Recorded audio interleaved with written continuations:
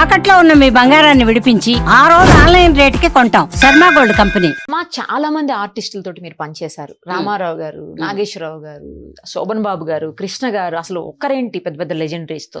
ఒక్కొక్కరి గురించి కొంచెం కొంచెం చెప్పండి. రామారావు గారి గురించి చెప్పండి. రామారావు గారు అయితే నువ్వు ఇందాక ముందే చెప్పావు, శివుడిని మనం చూడలేదని. శివుడు అంత బోళా, ఆయన బోళా శంకర్. సినిమాలు తీశారు, సినిమాలు డైరెక్ట్ చేశారు, సినిమాలు యాక్ట్ చేశారు. అయినా కూడా ఆయన ఏమనుకుంటే అది, ఒక ఆర్టిస్ట్ని ఎవరినన్నా పరిచయం చేయాలంటే అంత డేరింగ్గా పెడతారు సినిమాల్లో రామారావు గారు.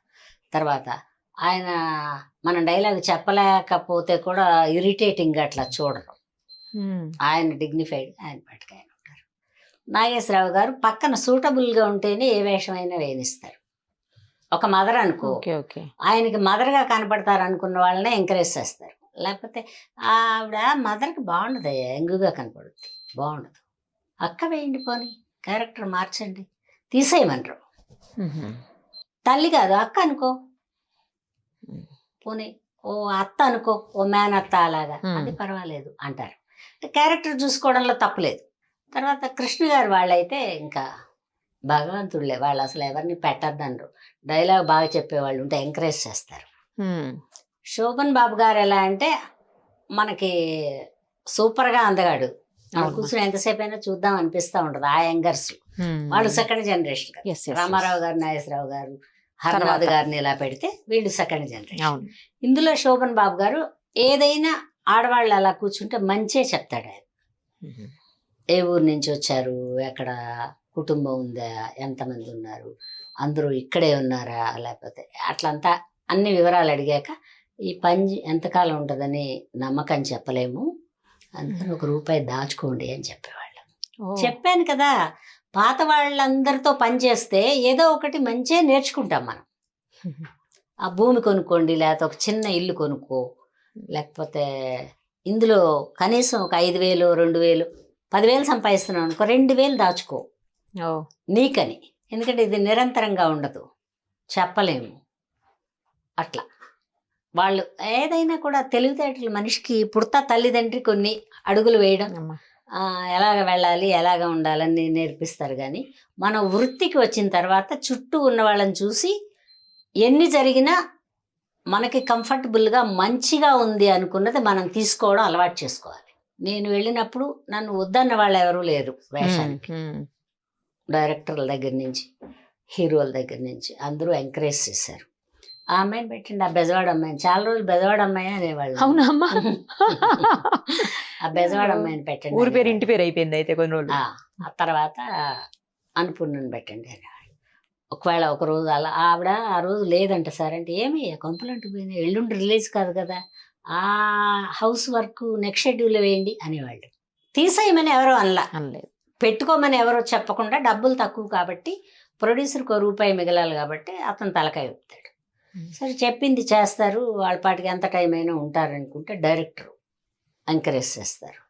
వీళ్ళిద్దరూ ఉన్న తర్వాత అందంగా కెమెరామెన్ తీస్తే మనం ఇప్పుడు నువ్వు చెప్పావే ఓ జీవితకాలం అలా కళగా కనబడతాం. ఈ 3 కళ్ళు బాగుంటే, ప్రేక్షకుడు ఆశీర్వదిస్తే ఎన్ని సంవత్సరాలైనా ఉండొచ్చు, ఆరోగ్యంగా ఉంటాయి ఆర్టిస్టులు. పాత వాళ్ళు మంచి వాళ్ళు. ఓసారి నాయకుల సభలో ఏదో సినిమా కృష్ణ గారిది, అప్పటికి నాగభూషణం గారు మానేశారు, కావల్లో ఉంటున్నారు ఆయన. ఇంత కళ్ళద్దాలు, అప్పట్లో ఈ ఆపరేషన్లు అవి లేవు కదరా, ఇంతలా అద్దాలు ఆయనకి. ఆయన కన్నే ఇంత కనబడుతుంది ఆ కళ్ళజోడు పెట్టుకుంటే. ఆయన వచ్చారు వేషం వేయడానికి, అందులో కావల్ నుంచి తీసుకొచ్చారు. తీసుకొస్తే ఉన్నారు ఎవరో ఉండి, ఈ అమ్మాయి అన్నపూర్ణని ఇప్పుడే కొత్తగా వచ్చింది, ఇప్పుడంటే అప్పటికి రాలా, అప్పటికే 10 ఏళ్ళు అయిపోయింది, మదర్ వేస్తుంది, బాగుంటుంది నాగభూషణం గారు అన్నారు. నేను కూడా, మా వాళ్ళు చెప్తారా, టీవీల్లో వేస్తుంటారు కదా, నేను చూశాను, ఇట్రామ్మా అన్నాడు. ఎడు చూస్తున్నాడు కూడా తెలియట్లే నాకు. వెళ్ళి సార్ అన్నాడు. ఏ ఊరు? బెజవాడండి అన్న. మరి ఇక్కడెక్కడ ఉంటున్నావు అన్న. రంగరాజపురంలో ఉంటున్నానండి అన్న, మెడ్రాస్లో ఉండేటప్పుడు. ఓకే. ఆయన ఇల్లు కొనుక్కున్నావా అన్నాడు. లేదు సార్ అన్న. కారు అన్నాడు. లేదండి అన్న. కొనమాకు అన్నాడు. ఏం సార్ అన్నాను. ఈ పని ఎల్లకాలం ఉంటుందని చెప్పలేం, ఇక్కడ ఏమన్నా ₹1 ఉంటే సంపాదించుకుని మీ ఊళ్ళో ఏమన్నా కొనుక్కో, కారు పెట్టమాక కుటుంబం అంతా చెడిపోతారు.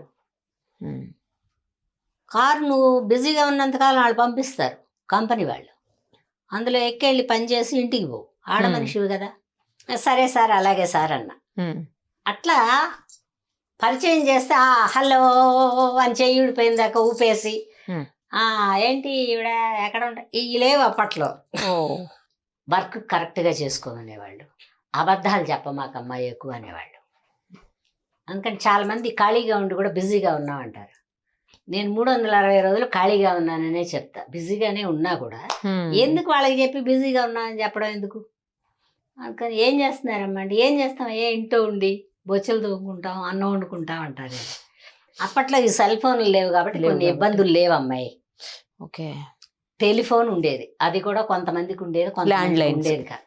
ఎవరన్నా ఉంటే వాళ్ళ ఇంట్లో ఉంటే అక్కడ వెళ్ళి మాట్లాడు, సార్ అలాగే సార్ అలాగే సార్ అనేవాడు. మేము ఎంటర్ అయినప్పుడు ఇబ్బందులు, ఇప్పుడు వచ్చిన వాళ్ళకి సుఖం.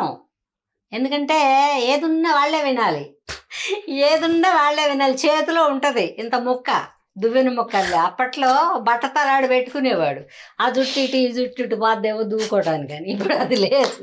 అందుకని ఈ సెల్ ఫోన్ వచ్చిన తర్వాత కొన్ని కష్టాలు వచ్చాయి, సుఖాలు తక్కువ, అబద్ధాలు వచ్చాయి. ఇంట్లో ఉండి కూడా అక్కడెక్కడో లొకేషన్లో ఉన్నాం, లేకపోతే అక్కడెక్కడో శంషాబాద్ దగ్గర ఉన్నాం అని అబద్ధాలు మనం కూడా నేను కూడా చెప్తుంటా అప్పుడప్పుడు. అది అందుకని ఏంటంటే కొన్ని మంచి, ఇప్పుడు వచ్చిన వాళ్ళు చాలా సుఖజీవులు. నీకు కరెక్ట్గా చెబుతున్నాను నేను. మేమందరం కష్టజీవులు అని చెప్పను కానీ ఒక్కొక్క మెట్టు ఎక్కుతూ అన్నీ నేర్చుకుని ఆ మెట్టు మీద ఎలా నిలబడాలి, ఇంకో మెట్టు ఎలా ఎక్కాలి, ఇంకో మెట్టు ఎలా ఎక్కాలి అని జీవితాన్ని నేర్చుకుంటూ 50 ఏళ్ళు అయిపోయింది ఇండస్ట్రీకి వచ్చి. ఇప్పుడు కూడా ఇంకా నేర్చుకుంటున్నా కొన్ని విషయాలు ఎలా ఉండాలి అని. ఇప్పుడు పిల్లలకి తగినట్టు ఉండాలి ఇప్పుడు మనం, లేకపోతే చాదస్తాం అంటారు.